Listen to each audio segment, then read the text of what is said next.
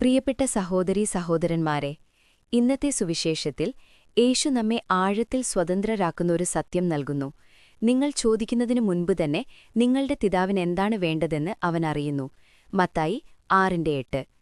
ദൈവത്തെ അറിയിക്കാനല്ല നാം പ്രാർത്ഥിക്കുന്നത്, നമ്മെ തന്നെ പുതുക്കാനാണ് നാം പ്രാർത്ഥിക്കുന്നത്. നമ്മുടെ പ്രാർത്ഥന ദൈവത്തെ അറിയിക്കുന്നില്ല, നമ്മുടെ പ്രാർത്ഥന നമ്മെ രൂപപ്പെടുത്തുന്നു. നാം പ്രാർത്ഥിക്കുമ്പോൾ ദൈവം ആരാണെന്നും ദൈവം മുമ്പാകെ നാം ആരാണെന്നും നാം അംഗീകരിക്കുന്നു. ആ എളിമയുള്ള സത്യത്തിൽ പതുക്കെ, നിശബ്ദമായി ദൈവം നമ്മെ അവൻ വിളിക്കുന്ന ആളുകളാക്കി പുനർരൂപപ്പെടുത്തുന്നു. യേശു നമ്മുടെ അധരങ്ങളിൽ ആദ്യ വാക്കിടുന്നു, ഞങ്ങളുടെ പിതാവേ. മത്തായി 6:9. അവൻ തന്നെ അബ്ബ എന്ന് പ്രാർത്ഥിച്ചു. ആത്മാവിലൂടെ നാം പോലും അബ്ബാ പിതാവേ എന്ന് നിലവിളിക്കുന്നുവെന്ന് വിശുദ്ധ പൗലോസ് പറയുന്നു.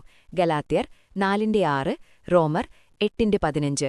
ഇത് കവിതയല്ല, ഇതൊരു പുതിയ ബന്ധമാണ്. നാം എന്റെ പിതാവേ എന്ന് പറയുന്നില്ല, ഞങ്ങളുടെ പിതാവേ എന്നാണ് പറയുന്നത്. ഞങ്ങളുടെ എന്ന ചെറിയ വാക്ക് ആത്മീയ സ്വാർത്ഥതയെ തകർക്കുന്നു. ഒരടച്ചിട്ട മുറിയിൽ പോലും മുട്ടുകുത്തി നിന്ന് നാം ഒരിക്കലും ഒറ്റയ്ക്ക് പ്രാർത്ഥിക്കുന്നില്ല. ക്രിസ്ത്യാനി എന്റെ പിതാവേ എന്ന് പറയുന്നില്ല, മറിച്ച് ഞങ്ങളുടെ പിതാവേ എന്നാണ് പറയുന്നതെന്ന് ബെനഡിക്ട് 16 മാർപ്പാപ്പ പറയുന്നു. കാരണം അവൻ എപ്പോഴും സഭയെന്ന ഒരേ ശരീരത്തിന്റെ ഭാഗമാണെന്നവൻ അറിയുന്നു. പ്രാർത്ഥന ഒരിക്കലും ഞാനും എന്റെ ദൈവവുമെന്ന ഒറ്റപ്പെടലല്ല, അതെല്ലായ്പ്പോഴും കൂട്ടായ്മയാണ്. അവിലയിലെ വിശുദ്ധ തെരേസ നമ്മെ ഓർമ്മിപ്പിക്കുന്നു, ഞങ്ങളുടെ പിതാവേ എന്ന വാക്കിന്റെ അർത്ഥം നാം യഥാർത്ഥത്തിൽ മനസ്സിലാക്കിയാൽ സ്നേഹം നമ്മിലുണരും. ഞങ്ങളുടെ പിതാവേ എന്ന് പറയുമ്പോൾ ഞാൻ ഒറ്റപ്പെടലിൽ നിന്ന് പുറത്തു കടക്കുന്നു. ഒരു സ്വകാര്യ ദൈവത്തിന്റെ മുൻപിൽ ഞാൻ ഏകമകനല്ല, ഞാനൊരു കുടുംബത്തിലെ അംഗമാണ്. ഹൃദയത്തിൽ മറ്റുള്ളവരെ സഹോദരീ സഹോദരന്മാരായി കാണാൻ തയ്യാറല്ലാത്ത ഒരാൾക്ക് സത്യസന്ധമായി ഞങ്ങളുടെ പിതാവേ എന്ന് പറയാൻ കഴിയില്ല. നാം പിതാവേ എന്ന് പറയുന്നു, മാനേജറല്ല, ദൂരെയുള്ള ഭരണാധികാരിയല്ല, തണുത്ത ന്യായാധിപനല്ല, മറിച്ച് എന്റെ ബലഹീനത അറിയുന്ന, എന്റെ മുറിവുകൾ ഓർക്കുന്ന, ഒരു കുട്ടിയെപ്പോലെ സ്വതന്ത്രമായി സംസാരിക്കാൻ എന്നെ ക്ഷണിക്കുന്ന പിതാവ്. പിന്നെ യേശു ഈ പ്രാർത്ഥനയുടെ 2 ചലനങ്ങൾ തുറന്നുകാട്ടുന്നു. ഒന്നാമത്, ദൈവത്തെക്കുറിച്ച്. നിന്റെ നാമം വിശുദ്ധീകരിക്കപ്പെടട്ടെ, നിന്റെ രാജ്യം വരേണമേ, നിന്റെ ഇഷ്ടം നിറവേറട്ടെ. മത്തായി 6:9 മുതൽ 10 വരെ. നമ്മുടെ ആവശ്യങ്ങളെക്കുറിച്ച് പറയുന്നതിനു മുൻപ് നാം അവന്റെ വിശുദ്ധിയെക്കുറിച്ച് പറയുന്നു. നമ്മുടെ പദ്ധതികളെക്കുറിച്ച് പറയുന്നതിനു മുൻപ് നാം അവന്റെ ഇഷ്ടത്തിന് കീഴടങ്ങുന്നു. പ്രാർത്ഥന നമ്മുടെ ആവശ്യങ്ങളിൽ നിന്ന് ആരംഭിക്കുന്നില്ല, അത് ദൈവത്തിന്റെ മഹത്വത്തിൽ നിന്നാണ് ആരംഭിക്കുന്നത്.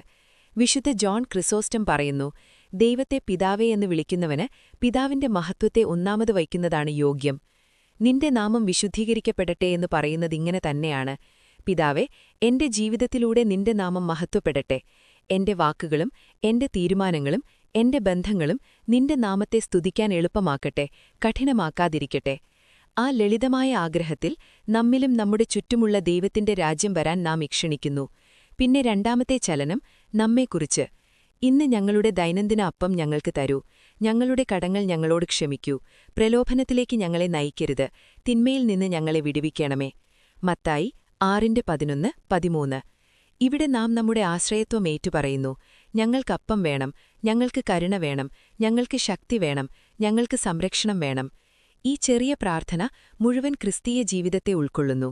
വ്യാകരണം ശ്രദ്ധിക്കുക, എല്ലാം ബഹുവചനമാണ്. ഞങ്ങളുടെ പിതാവേ, ഞങ്ങൾക്ക് തരൂ, ഞങ്ങളോട് ക്ഷമിക്കൂ, ഞങ്ങളെ നയിക്കൂ, ഞങ്ങളെ വിടുവിക്കൂ. ഞാൻ ആദ്യമെന്ന ലോകത്താണ് നാം ജീവിക്കുന്നത്. മതം പോലും ചിലപ്പോൾ മത്സരമാകുന്നു. ഈ പ്രാർത്ഥന പഠിപ്പിക്കുന്നതിനു മുൻപ് യേശു മുന്നറിയിപ്പ് നൽകുന്നു. കാണപ്പെടാൻ വേണ്ടി പ്രാർത്ഥിക്കരുത്, ദൈവത്തെ ആകർഷിക്കാൻ അധിക വാക്കുകൾ കൂട്ടരുത്. മത്തായി 6:5 മുതൽ 7 വരെ. കർത്താവിന്റെ പ്രാർത്ഥന ദൈവത്തെ ആകർഷിക്കുന്നതിനെക്കുറിച്ചല്ല, ദൈവത്തിന്റേതായി ജീവിക്കുന്നതിനെക്കുറിച്ചാണ്. ഒരുമിച്ച്. എനിക്കുവേണ്ടി മാത്രമല്ല ഞങ്ങൾ ദൈനംദിന അപ്പം ചോദിക്കുന്നത്, എന്റെ പാപങ്ങൾക്ക് മാത്രമല്ല, ലോകത്തിന്റെ പാപങ്ങൾക്കായി ഞങ്ങൾ കരുണ ചോദിക്കുന്നു. ഈ പ്രാർത്ഥനയ്ക്കൊരു അപകടമുണ്ട്.